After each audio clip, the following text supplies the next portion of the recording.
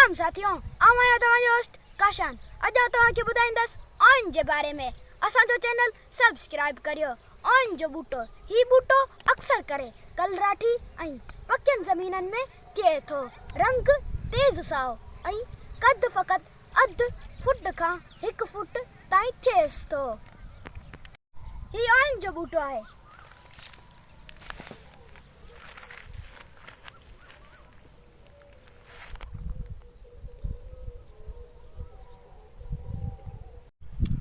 Eoin जो बूटो अक्सर करे पाण मां हिकु डांडी सां निकिरंदो आहे।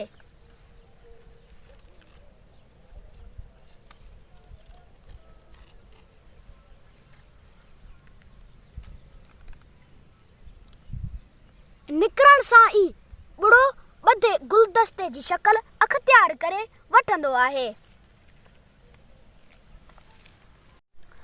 ऊन्हारे जी मौसम में हिन बूटे में नंढड़ा गुल बि थियनि था, जेके ॾाढा मज़ेदार हूंदा आहिनि।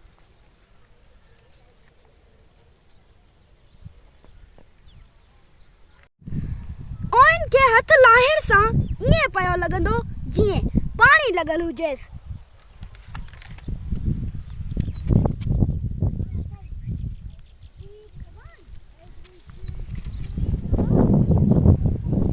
हिन बूटे खे मेहूं बकरियूं अक्सर करे कोन खाइनि।